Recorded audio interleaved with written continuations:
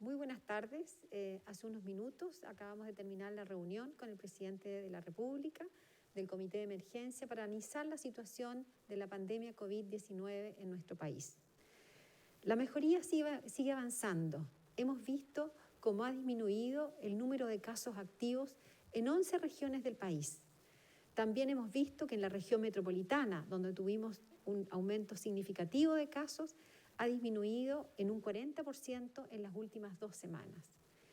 Es por ello que venimos trabajando en un plan de desconfinamiento que va a ir avanzando paso a paso, progresivamente, paulatinamente, siempre privilegiando y poniendo sobre la mesa la salud de las personas.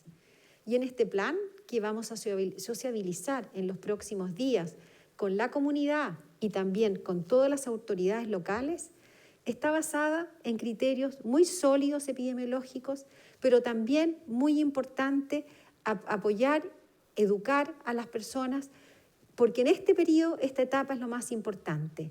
Y aquí, una vez más, la importancia del autocuidado, del lavado de manos, que nos mantengamos distanciadamente con las otras personas y el uso de mascarillas. Quiero pasar ahora al reporte que va a dar el subsecretario de Redes Asistenciales. Buenas tardes. En cuanto a la situación de las últimas 24 horas, debemos reportar el día de hoy 3.012 casos, de los cuales 2.371 son personas sintomáticas. Esto lleva a que la cifra ya total de casos contagiados sea de 315.041 casos y que ya hayan 283.902 personas recuperadas. En cuanto a los fallecimientos, durante las últimas 24 horas, de acuerdo a la información del Registro Civil, son 98 personas las que han fallecido, totalizando 6.979 en el país. En cuanto a la red de COVID-19 hospitalizados en unidades de cuidados intensivos, hay 1.995 personas, de las cuales 350 se encuentran en un estado crítico y esta situación viene bajando al igual como los casos que hemos visto durante las últimas 3 semanas. Y esto obviamente también tiene una repercusión en que tenemos más ventiladores disponibles. Al día de hoy tenemos 466 ventiladores disponibles en distintos hospitales del país para poder ser ocupados por cualquier ciudadano que lo requiera. En cuanto a la red de laboratorios, ayer se informaron 19.171 exámenes, siendo uno de los días más altos y con una cantidad de laboratorios informando también, marcando un nuevo récord.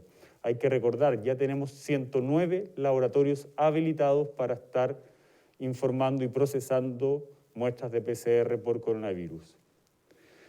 Con estos exámenes ya totalizamos 1.292.798 PCRs en el país. Finalmente, y en relación a nuestra estrategia de testear, trazar y aislar, tenemos 155 recintos de hospedajes con 10.124 cupos, totalizando 5.924 ocupados. Finalmente, recordar el teléfono al cual pueden llamar para contactarse con las Ceremis regionales, que es el 800-726-666. Paso la palabra a la subsecretaria para los anuncios del día de hoy. Bueno, como hemos visto en las últimas semanas que hemos tenido comunas, regiones que han ido mejorando sustancialmente y como anunciamos la semana pasada en las regiones de Aysén y también en las regiones de Los Ríos, la apertura de ciertas actividades debido a la muy buena evolución que han tenido esas regiones. También hemos visto cómo otras regiones han ido aumentando significativa el número de casos que nos preocupan en forma importante y es por ello que en el día de hoy vamos a anunciar cuarentena para el centro urbano de Arica y también cuarentena para la comuna de Rengo a partir del día martes a las 22 horas. Esto es durante 7 días. ¿Pasamos a las preguntas? Subsecretarios, buenas tardes. Respecto al proceso gradual de desconfinamiento en las regiones de Aysén y de Los Ríos que comienza mañana, ¿cómo va el proceso de coordinación con las autoridades locales respecto, por un lado, a fiscalizaciones y también protocolos? El alcalde de Valdivia en las últimas horas ha señalado que no todos los locatarios de algunos comercios han recibido instrucciones, que faltó más coordinación en todo este proceso. ¿Cómo va ese diálogo con las autoridades locales? Bueno, personalmente tuve un diálogo muy importante en el día de ayer, tanto con las autoridades de la región de Aysén como la región de Los Ríos.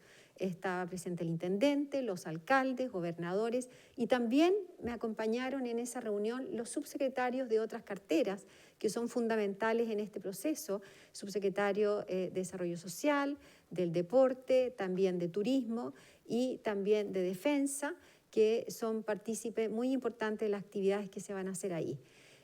Aquí, y uno de los temas que más conversamos ahí, la importancia que este es un proceso paulatino, que es un proceso progresivo, que es un proceso absolutamente voluntario. Es decir, este proceso se va a ir desarrollando de manera muy de a poco.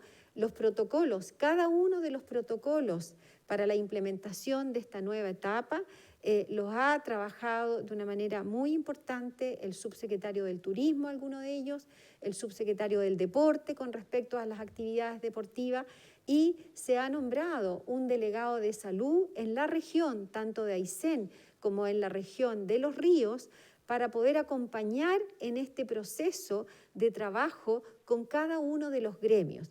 También me acompañó en esa oportunidad el día de mañana el subsecretario de Cultura, para poder ir acompañando en aquellas actividades que son factibles de poder realizar en estas regiones. Y aquí el trabajo en conjunto con las autoridades locales, con los alcaldes, con los subsecretarios, con los seremis de cada una de estas carteras es fundamental, y la coordinación que se va a seguir haciendo va a ser muy importante, acompañado con este delegado de salud que va a permitir asegurar que los protocolos sanitarios se cumplan en cada región.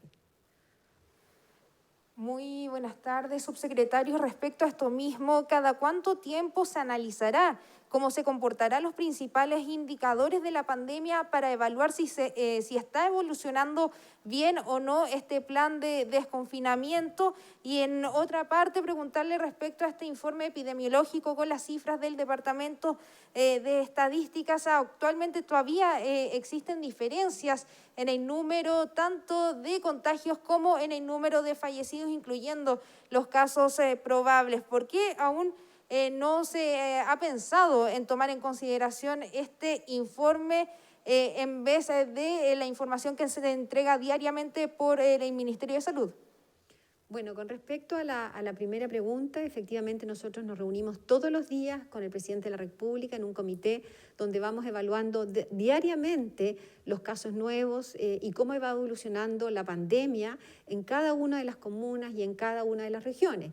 En general, los días miércoles, una vez a la semana, miramos con mayor profundidad para tomar decisiones específicas en base a estos criterios epidemiológicos que hemos hablado. Sí, en algunas circunstancias, como el día de hoy, estamos tomando medidas de acuerdo a la situación epidemiológica que estamos viendo en esas dos comunas que ya mencioné. En base a la segunda pregunta, efectivamente nosotros hoy día, para dar mayor información, mayor oportunidad de la información a la comunidad, es que tenemos este informe diario, que es con la información disponible que podemos contar diariamente, que hemos dicho que es el certificado que da el registro civil, más el examen de laboratorio PCR positivo, y que efectivamente no es toda la información que podemos tener oportunamente. El DEIS ha hecho un tremendo esfuerzo para ir dándonos información cada vez más oportuna con respecto a toda la información. Estamos hablando de los casos confirmados, de los contactos estrechos y también, por supuesto, de los fallecidos, que busca información mucho más profunda porque se alimenta de muchos lugares. Se alimenta, como dijimos, del registro civil, del Instituto Nacional de Estadística, de las fichas clínicas y, por supuesto, también de los laboratorios. Y es por eso que hoy día podemos dar esa información 2 veces por semana. 2 veces por semana sale este informe epidemiológico donde podemos dar. Ya el DEIS en los próximos días, y esperamos que la próxima semana, pueda darnos esa información diariamente. Una vez que el DEIS tenga la capacidad para poder entregarnos esa información diariamente, que esperamos que sea en los próximos días, vamos a poder usar solamente la metodología del DEIS para poder dar la información en el informe diario. Pero, subsecretaria, específicamente respecto a estas dos regiones que a partir de mañana entran en esta medida de desconfinamiento, ¿habrá una fórmula especial para ver si estas dos regiones están evaluando positivamente esta medida de desconfinamiento o se seguirá el mismo protocolo que se realiza al final y al cabo para todas las regiones? Bueno, con respecto a eso nosotros hemos hablado que tenemos criterios y los criterios son muy claros, hay criterios epidemiológicos, vemos cómo va el número de casos, vemos cómo va la trazabilidad, vemos bien cómo está la red asistencial, también vemos cuál es la respuesta del punto de vista de salud para tomar una medida y esos parámetros efectivamente los evaluamos diariamente con los parámetros que contamos y en la medida que nosotros veamos alguna situación epidemiológica que merece tomar una determinación anticipadamente, lo vamos a hacer.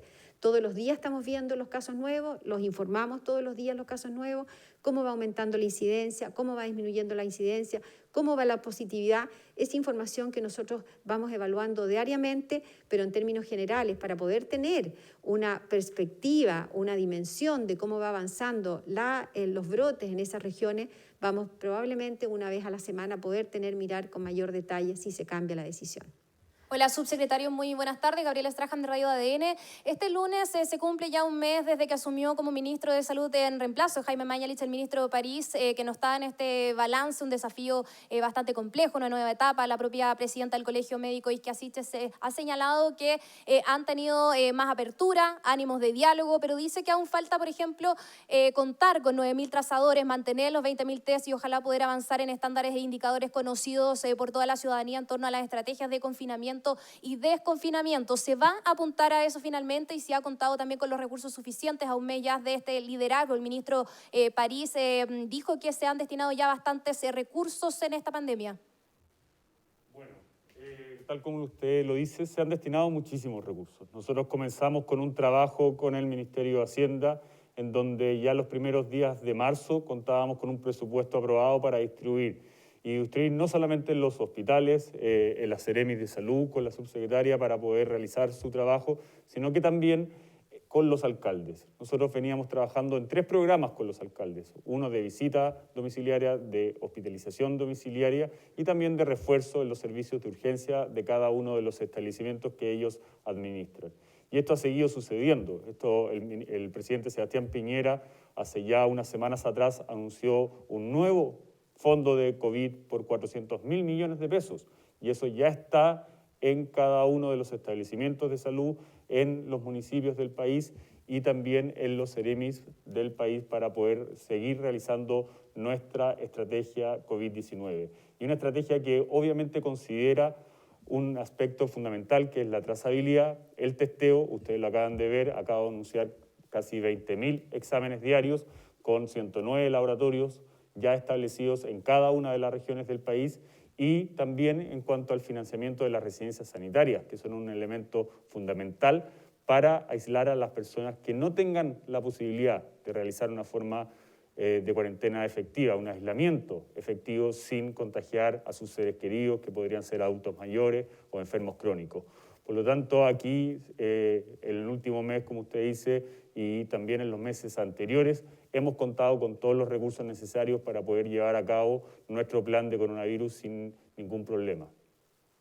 Buenas tardes, subsecretarios. La pregunta apunta a una información que entregó CIPER sobre empresas que han tenido un cambio de giro y rubro para poder funcionar en medio de la pandemia y cuarentenas como labores esenciales. Se detectó que al menos 100 empresas han solicitado permisos laborales que no coinciden con su rubro. Un ejemplo son grupos religiosos que aparecen como repartidores de correos, pero también, según informa CIPER, hay 4 empresas que admitieron a este medio que los permisos registrados a su nombre no fueron solicitadas por ellas, por ejemplo, entre ellas la empresa L'Oréal. Esto afecta directamente a los y las trabajadoras que finalmente tienen que salir a trabajar en medio de las cuarentenas.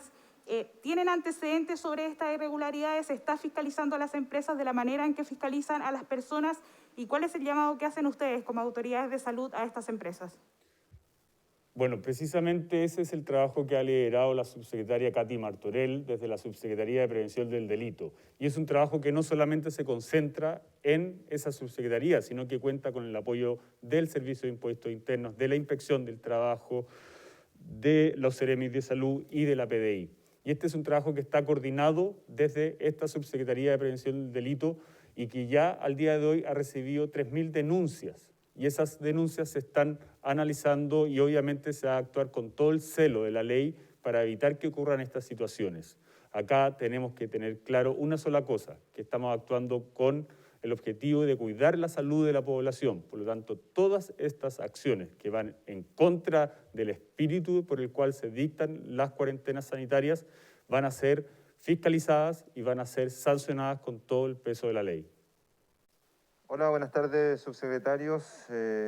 Bueno, hubo una cifra récord de permisos temporales durante las últimas 24 horas. Se entregaron más de 1.200.000 documentos para realizar los distintos trámites, dando esto claras luces que la gente está prefiriendo usar estos permisos los fines de semana.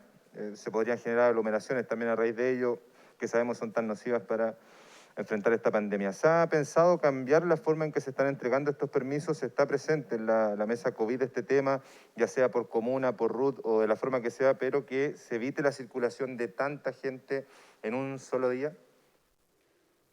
Tenemos que tener claro que las cuarentenas son las medidas más estrictas que se pueden aplicar a una comuna cuando presenta una alta tasa de incidencia de casos activos. Y en base a eso también tenemos que tener claro que las cuarentenas no son algo natural, no estamos acostumbrados a vivir en cuarentena. Y es por eso que también ocurre que cuando las cuarentenas llevan mucho tiempo, la gente no empieza a cumplirlo y ahí tenemos que hacer un llamado a la ciudadanía, a aquellos que se están comportando bien, que sigan realizándolo así, pero también a los que no lo están haciendo, que mientras más estricta sea una cuarentena, es más corta, y es por eso que la medida de la cuarentena tiene que ser acatada por todas las personas que viven en determinada comuna, con el objetivo de que hagan su efecto, que es disminuir la contagiosidad en el menor tiempo posible y de esa forma poder volver a la normalidad una vez que los casos desciendan de acuerdo a nuestros criterios. Muchas gracias y que tengan un muy buen domingo.